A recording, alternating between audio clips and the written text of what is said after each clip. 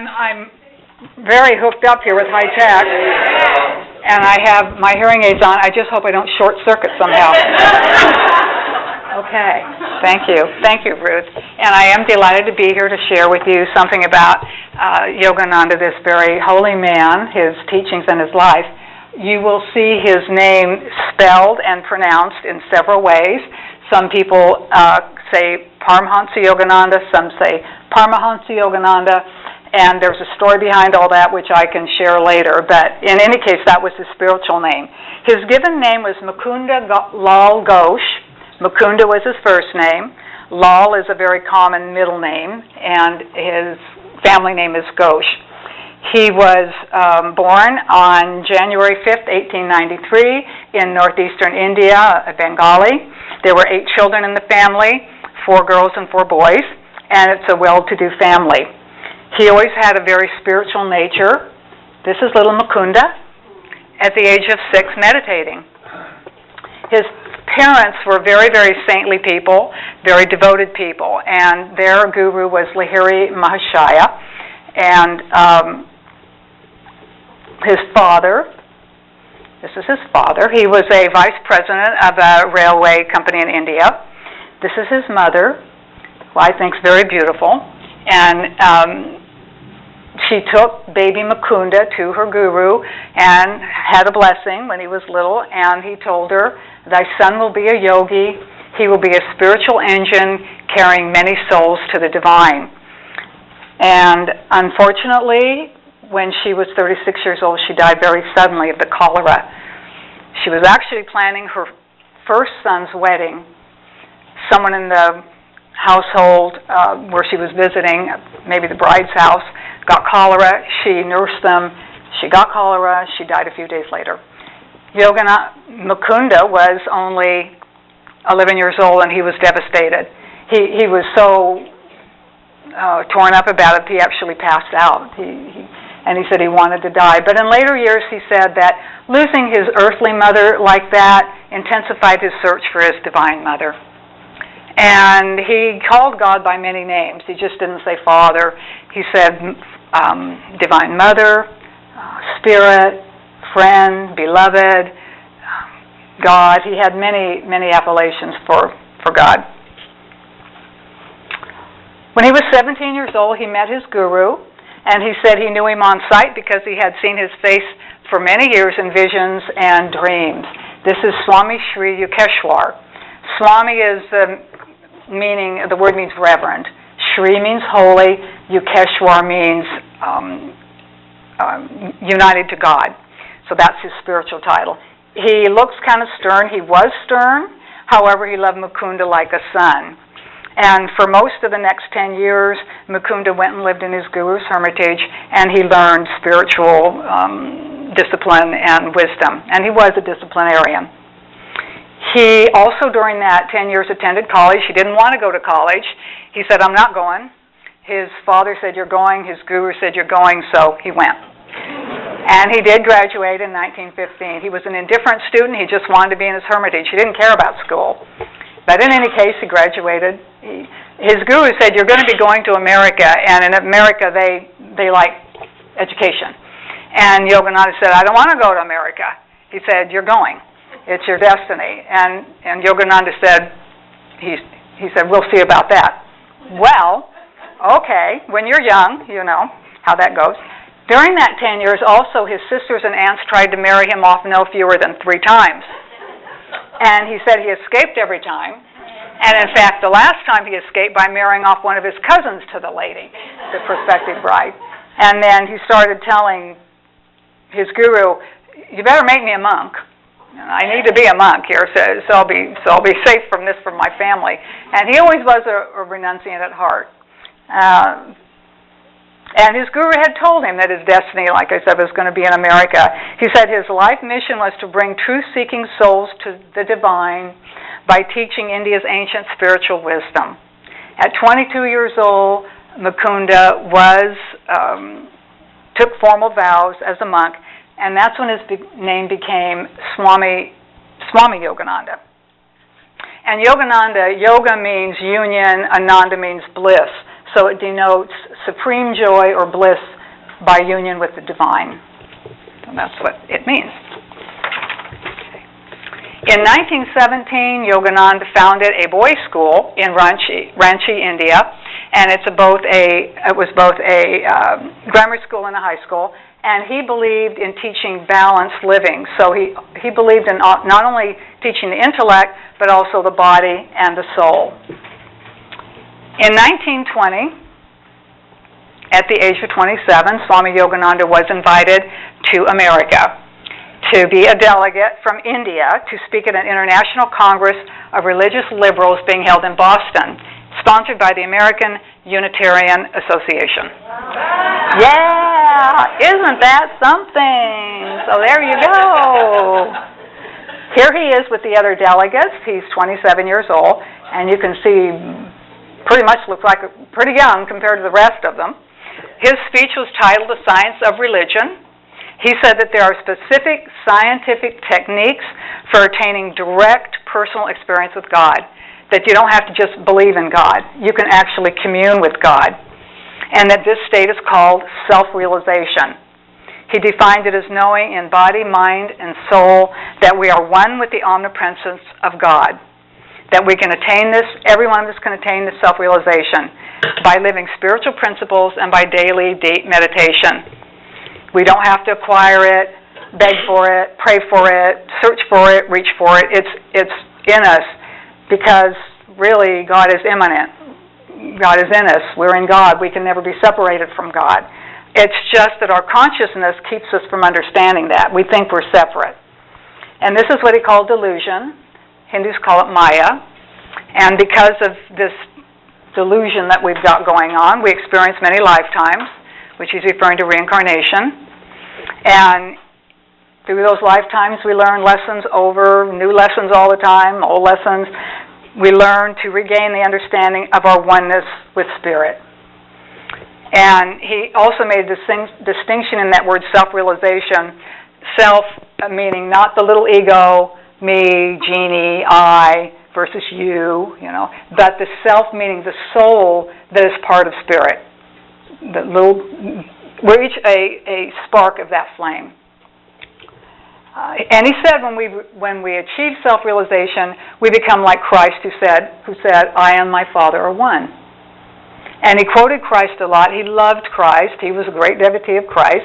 And in fact, he wrote a book. It is there, 2-volume set, over 1,000 pages, called The Second Coming of Christ, where he interprets all of Christ's words in the New Testament. He performed many miracles throughout his life. People saw him performing miracles. However, he didn't like to talk about them. He was a very humble person. His brother did write a book about him, which I brought that book in 1979 about many of the miracles that he performed. When people would say something to Yogananda about performing miracles, he said, as Jesus said, these things I do, you can do, and greater. Because he said, if we can all perform so-called miracles, they're not really miracles. They're the laws of the material universe that we just don't understand. But the great ones do understand. And that's why they can heal the sick and raise the dead and walk on water. So he gets to America, and from 1920 to 1924, Swami Yogananda lectured and taught in colleges and churches and groups all over the East Coast, and he attracted many, many followers. In 1924, he embarked on a cross-country speaking tour, and he spoke to thousands. In 1925, he arrived in LA, and he wanted to establish a headquarters, so he found an abandoned luxury hotel at the top of Mount Washington in Los Angeles, overlooking Los Angeles, and he bought that property. There he established his headquarters of American headquarters, Self-Realization Fellowship. And he said that signifies fellowship with God through self-realization and friendship with all truth-seeking souls. He wasn't there very often because from 1925 to 35, he was crisscrossing the country speaking to thousands. He taught and lectured yoga principles and scientific techniques for attaining direct personal experience with God. And this was New York City in 1926, and there are dozens and dozens of these pictures in newspapers of him with thousands of people. Carnegie Hall, just everywhere. And in fact, there were lines around the building sometimes, and they had to turn people away. They said, it's in the newspaper. During this decade, he became very famous. He made headlines everywhere that he spoke. He also wrote several books at this time. In 1929, he wrote Whispers from Eternity, which is a lovely little prayer book. I brought that here to look at. He said, when I'm here no more in body, read these, and these will be my whispers from eternity. In 1935, he returned to India to visit his family and friends and his guru. He stayed there about a year. And it was at that time that his guru gave him the name Paramhansa, or Paramahansa, and that stands, Param means supreme, Hansa is swan. So literally it's supreme swan. And what that denotes in their culture is a symbol of the divine discrimination. It refers to one who has attained realization of his true self and of that oneness of that self with spirit. So upon his return from India for the next decade, from 36 to 46, he actually withdrew from public speaking and public life. He concentrated on his writings, and he wrote many more books. Another 2-volume set, over 1,000 pages, is the Bhagavad Gita. I didn't bring that with me, but I have that as well. And it's his interpretation of that very sacred Indian scripture. The most sacred Indian scripture is the Bhagavad Gita. In 1946, he published his most famous book, which I also brought, the Autobiography of a Yogi. That has become a spiritual classic, and it's studied in many colleges and universities worldwide. In 1999, it was named in the top 100 of the most important spiritual books of the 20th century. It sold over 4 million copies, and so far it's been translated into more than 34 languages. It is a fascinating book. I think I've read it 3 times or 4 times. It's a fascinating account of his childhood, of the miracles he witnessed in India, of saints, descriptions of heaven, which he calls the astral world. Actually, he describes it very, very clearly. His meeting with great spiritual figures like Mahatma Gandhi. They knew each other and admired each other very much. And it's, of course, full of spiritual teachings. He dedicated that book to a man he called American Saint. This is Luther Burbank. He was a well-known horticulturist, and he loved Luther Burbank. Steve Jobs from Apple, who apparently when he realized he was dying, he decided he needed to orchestrate his memorial. He planned his own memorial. He ordered 500 copies of the Autobiography, and they were handed out to everyone at the memorial. It was, he felt, the most important book of his life. Another devotee that people know is one of the Beatles, George Harrison. He bought many of the Autobiography copies, and he had them around his house, and he said anytime someone came to his house, he had them all over, so that if they even looked at it and said, "What's that?" he said, "Here, it's yours. This is a copy." And he'd start talking about it. And he said, this is very interesting, I saw his speech. He said, and I don't know, George Harrison was always my favorite Beatle. I loved him. And he said, if it weren't for Yogananda, I would have turned out to be an awful person. And he said it just that way. I would have been an awful person. He said, Yogananda saved me, which I think is very cute. His devotees consider, I love this picture. This was taken in 1951. And his devotees consider Yogananda a Prem avatar. And Prem means love, and avatar means incarnation of God. So he is an incarnation of God in his aspect of love and compassion. And all those who knew him said that he was sweet, he was kind, he was loving and compassionate, but he also had a very dynamic personality with a strong will. And you would have to create the organization that he created. He was a man of dignity and wisdom. He was a very engaging and powerful speaker. SRF has 10 CDs of his talks, him talking, and I have all of them. He is very amusing. He tells great stories. They all have a good moral purpose. And even though he was famous, he was a very humble man, and his magnetism drew thousands to him.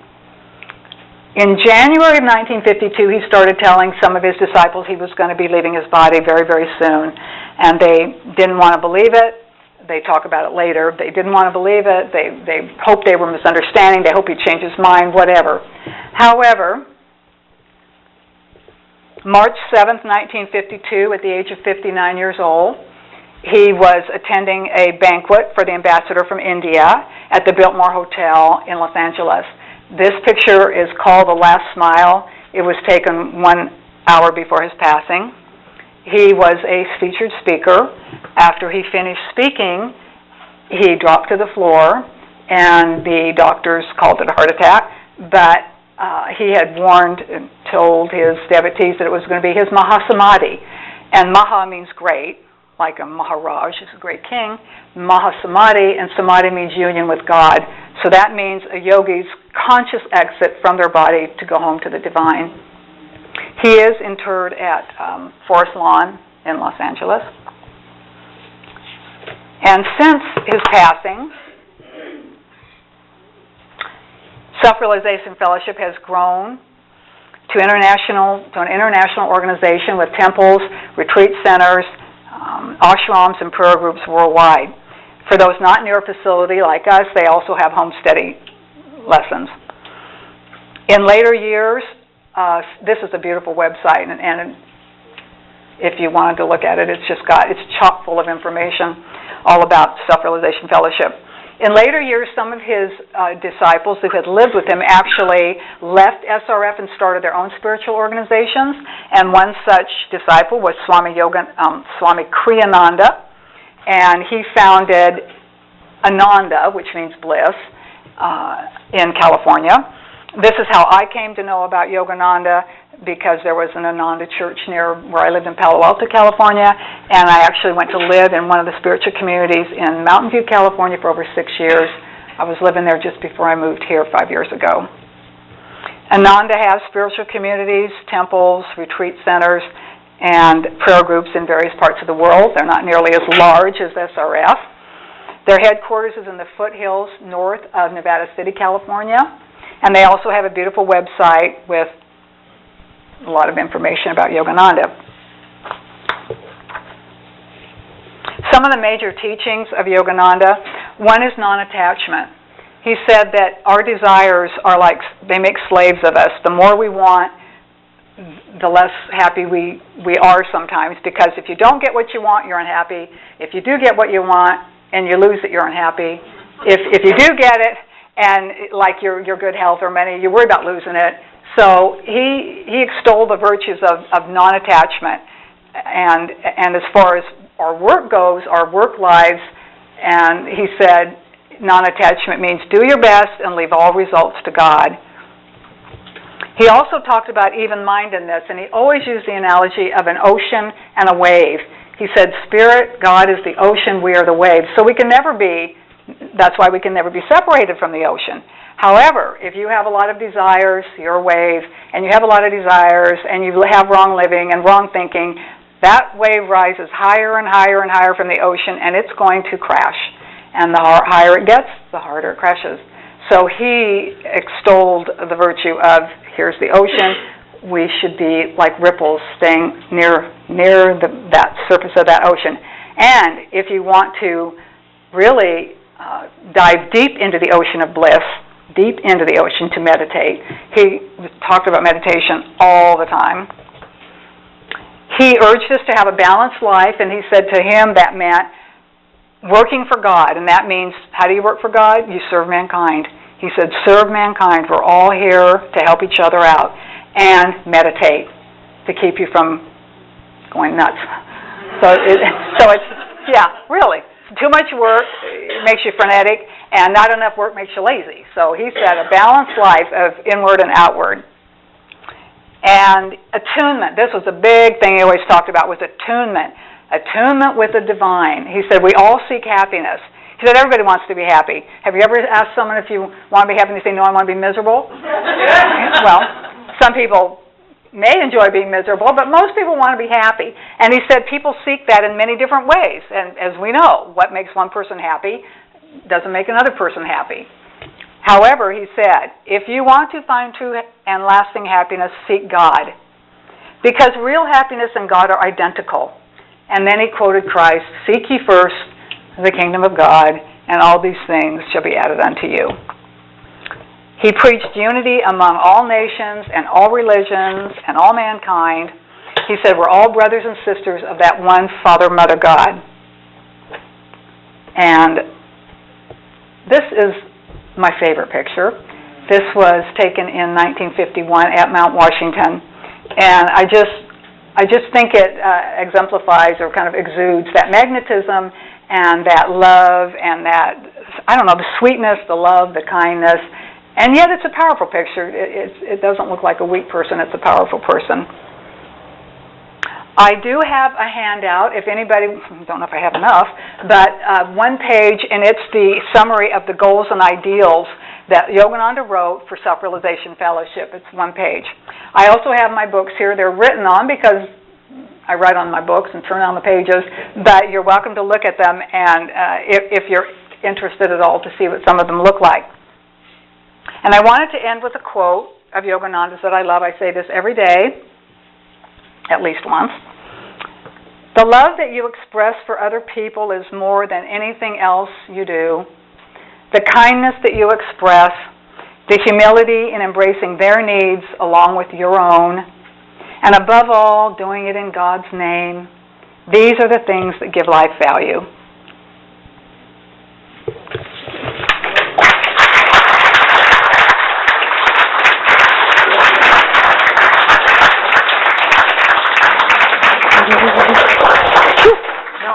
I'm turning her